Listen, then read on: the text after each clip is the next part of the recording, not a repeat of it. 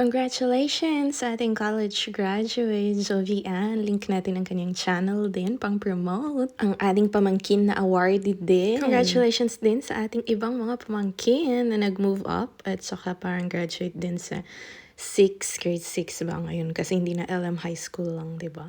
Tapis din po pala yung gamit na lang skirt ang ating traditional na gaboy sa Mountain Province. Ito naman yung uniform kapag sa high school. Catholic school kasi ito dun sa Mountain Province din. May baong kalamansi.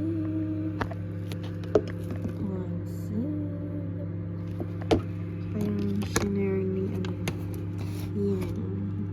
Kakanin. Kumusta ang inyong Independence Day? Itong June 12 lang, o diba?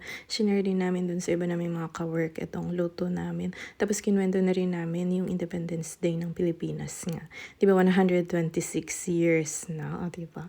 Medyo feel ko pa yun kasi ngayon binabasa ko yung El Filibusterismo tsaka No Limitangere yung next. Nire-review kung ano yung binasa nung high school. May ganyan. Para sa mga dumidibdib at nakikiselebrate. Maligayang araw ng Kasarinlan. Kasarinlan sa Pilipinas, 126 years na. Ito naman kakanin, order ni Yang workmate kay Julie Alidom Vlogs, ating sikat na vlogger din dito sa Finland. Thank you so much, masarap po siya. Parang ganito yung timpla ng lola ko kapag gumagawa siya ng dikit noon sa Mountain Province. Kasi yung dalawang kasama kong taga Lowlands, iba rin yung timpla daw nila. Medyo iba yung itsura kesa dyan. Pero sabi ko nga yung lasa, kapareho ng kapag naghahanda yung lola ko din sa Mountain Province kasi may dikit din kami.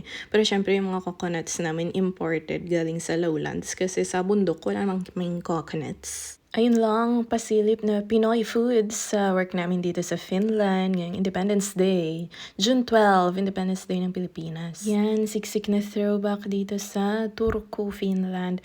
Ting malapit na mas malaking city nung nakatira kami noon sa probinsya sa Southwest Finland. Mga lumalabas sa FB natin, diba? Nilalagay na rin sa YT Kunigay Vlogs. Salamat po muli sa panonood. Hindi rin naman kami madalas pumunta sa cities na katabi namin kasi syempre mahal din yung pamasahe, diba? Pero ito kapag carpool, meron din kasing river dyan na malapit na pinupuntahan namin. Tsaka syempre dun sa may cathedral, yung sa museum naman doon. Tapos kung simba naman, may pinupuntahan rin kaming Pinoy Mass, may Pinoy na priest din talaga dati pero umuwi na siyang Pinas. Bali yung priest na lang ata ngayon yung dito sa Helsinki area. Tapos gaya ng pasilip ko dati, ito yung tirahan namin noong nakatira pa kami sa probinsya years ago. City din ito, center din ng city pero maliit lang siya na syudad. Ito may river din naman kami dyan, yun yung bridge nga. Yan, after ng throwback natin, ito, June na po talaga ito ngayon dito sa Finland. Ang pinuntahan naman natin dito sa drive na to ay sa Espoo. Talagang pumunta siya dun sa paloob na ng mga gubat, malapit sa Lawa. Yung venue po ito ng birthday naman. Isang cute na baby ng ating friend. Nakasama din siya sa ating content dati na Winter in Finland. Hindi na nga lang siya yung baby na may pacifier. 2 years old na, nagdi-daycare na, naglalakad na, ganyan. Very, smiling face. Pero hindi natin lagay yung mukha kasi hindi pa tayo kumuha ng permission na pang vlog. Kalagay ko na lang yung pa-foods nila, ganun. Saka yung view nung na-rent nila na venue. Ito rin pala yung same na venue ni Irene official vlog na nag-vlog din dito sa Finland dati.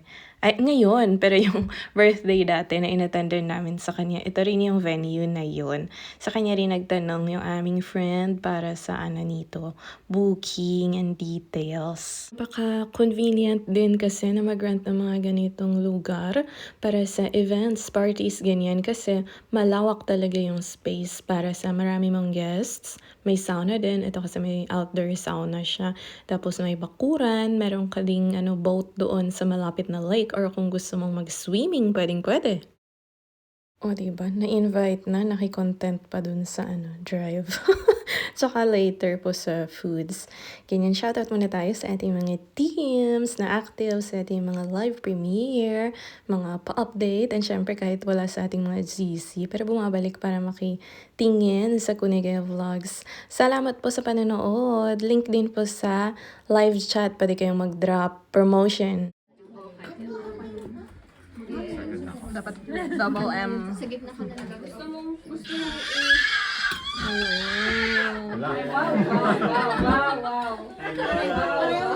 Gising na siya. Hello. That's my cake.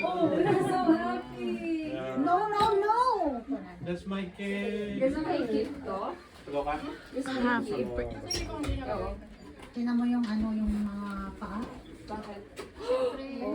Yung 1 year old. Pati din si Damil. Matangkad siya eh. Protending ka sa 9.6. Pang ano to? Sabi, 1-month team daw yung tatay na nag-prepare ng pagkain, di ba? Thank you so much po sa invitation. And yung mga cakes, mga Pinoy bakers din yan.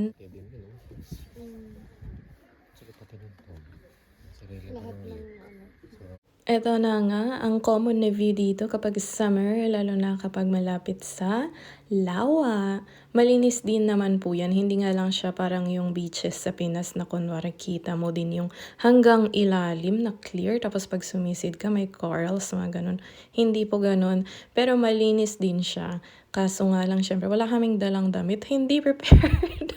Hindi prepared makiswimming. Pero yung mga bata, di ba, go na go. Ang mga may pa-swimming silang random lang. Tapos may mga kasama ng ibang kids. Syempre, hindi na natin kunan kasi may mas kailangan nating takpan yung mga mukha. Syempre, nakahubad din yung mga bata, di ba? Hindi na natin i-video or May na-video ba ako? May na-picturean siguro. Hindi na natin sama. Ito na lang nasama ko kasi hindi naman identifiable, hindi masyadong malapit. Siyempre, dyan din yung adults na laging nakatutok para malapit lang sila dun sa pampang at hindi sila lumayo para safe din.